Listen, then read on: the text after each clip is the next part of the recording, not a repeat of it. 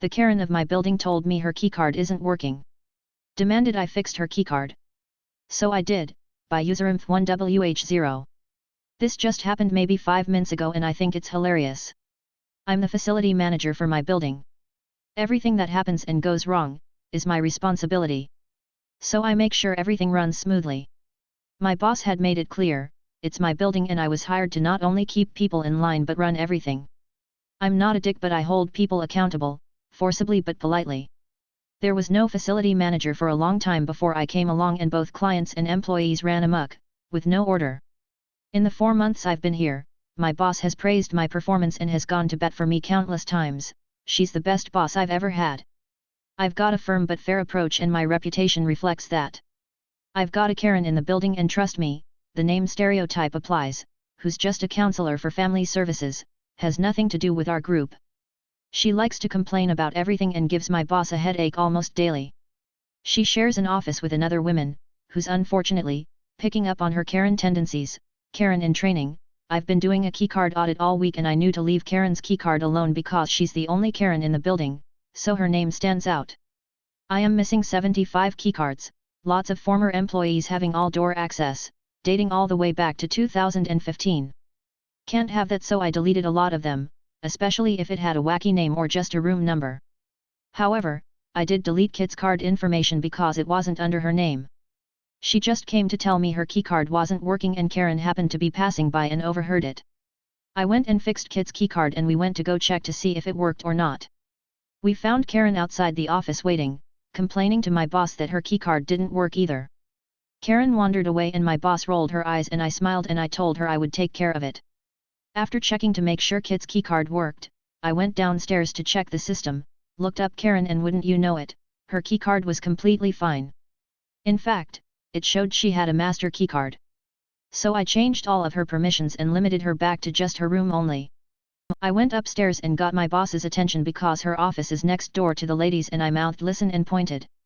I opened their door and was all, "Hey Karen. I went and checked your keycard in the system. Everything is good to go.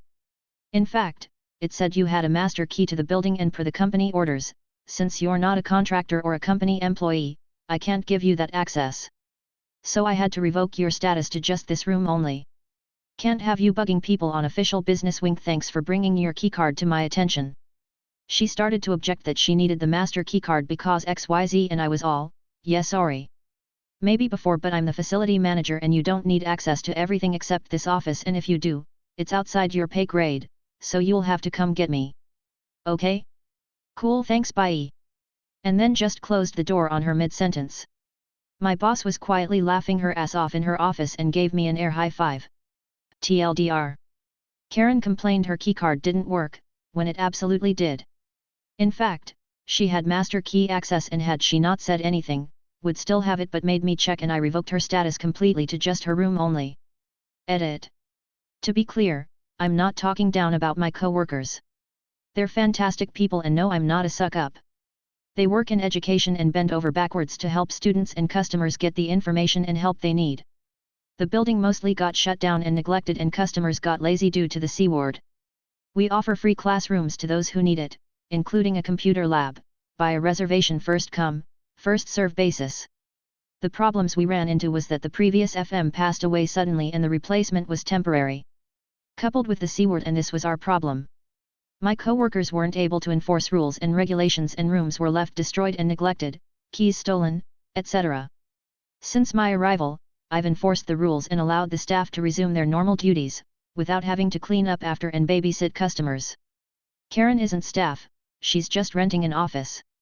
She has no business having access to our materials, supplies, or workspaces. Especially when they're handling students' private information. Blowing a major aerospace company's mind with a foreign graduate degree, by Xing New. I worked for a big, American, technology and defense firm with tens of thousands of employees. A senior executive who had worked there successfully for years was caught with a falsification on his resume. He was fired immediately, and a new policy was instituted requiring all employees to sign a form giving the company permission to query the college or university with their highest claimed degree for verification. I have a doctorate from an old prestigious European university, an institution that I was quite sure would have no interest in such a query. But whatever. I signed the permission form and attached a note warning the company that the university would probably ignore the request. Which it did. After a month or two with no response, HR called me in and said that the university had not responded, as I warned, but that corporate would accept a photocopy of my degree. Fine, I'm good with that. Remember the old, prestigious European university part?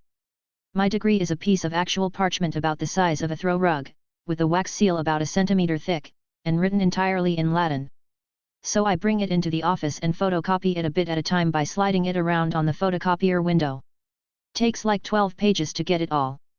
I staple them into a pile and give it to HR, who reluctantly pass it on to corporate. Another month passes. HR calls me in again. Corporate is complaining that your degree is written in a foreign language. Yep, I say. It's in Latin. Tell them to find a priest to translate it. And walked out. Never heard from them again about it.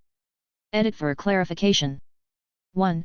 This took place well over 20 years when stuff like this did not all happen on the web, snail mail and paper were the standard. 2. Commenters are taking the throw rug simile a little too literally.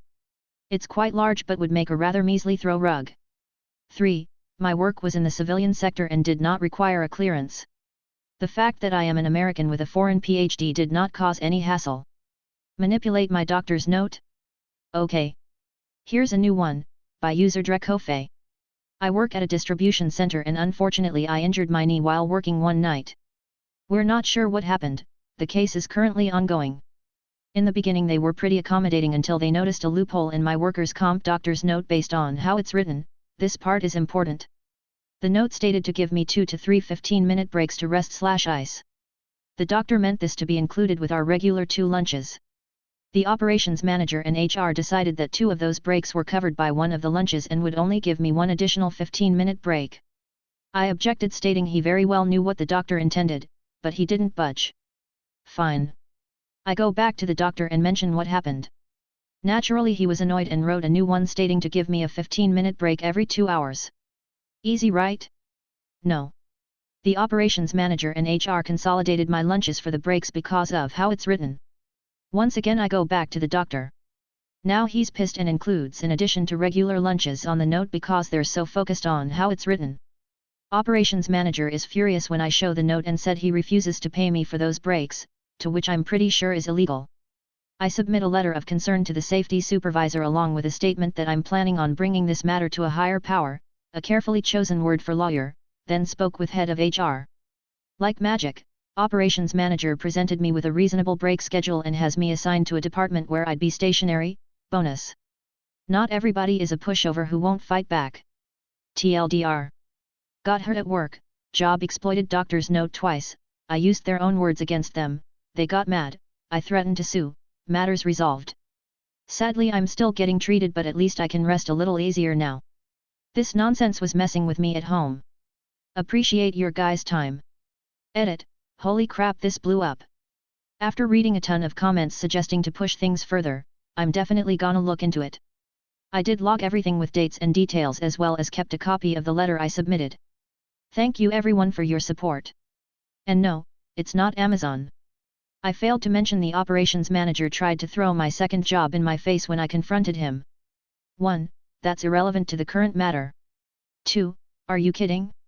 The second job I don't really do anything other than sell games, you can figure it out, and they let me sit if I need to without issue. Speak the damn language. Okay, by user Rockman Sergod. So this happened to my roommate whilst on our semester abroad and I just remembered it and thought it would fit. Short but sweet. So for reference, Sally speaks 3 languages, English, French, and Spanish. I only speak English and Spanish. We decided to go to Canada for our semester abroad, because snow, maple syrup and fun. And during this time we would generally communicate English because that's what everyone else was, with the occasional break into Spanish when we needed to discuss something private or when our brains got tired and it was easier to speak our native tongue. At a party Sally and I were at, we were talking in Spanish about a private issue and were approached by this drunken girl who loudly exclaimed that we should be speaking the language of the land. We ignored her. After a little bit more drunken shouting, she yelled, "This is Canada, speak the language." Sally grinned and answered okay before bursting into French. Okay, I'll stop buying plastic bags, by user breaking the box. This story isn't quite the scale of some of the stories, but thought I'd share one of my experiences. I used to work for a small company, and due to the bus times, I'd arrive at work 45 minutes early every day. I was nearly always first and so would be the one opening up the office and getting things set up. For context, my boss was pretty tight, so this would even include switching on the fridge after a weekend. One of the tasks I took it upon myself to do was to buy the milk for the office, in my 45 minutes unpaid time. The shop was about a 20-minute round trip and I always got enough to last the week. In the UK, we pay for plastic bags, so I always tried to have a couple spare in my work bag. However, sometimes I just forgot, so would buy one from the shop. While I was allowed to expense the milk, sometimes I would forget, or lose the receipt, etc., so then the company would be getting free milk. One day, I submitted my expense claim and left the receipt on the finance manager's, i.e. boss wife, desk and went for a meeting. Usually when this happened, I would come back to a couple of quid to cover the milk. This time, however, I came back to the money and a note asking me could I stop expensing the company for 5p plastic bags, as it's inefficient and a waste of company resource. So I did.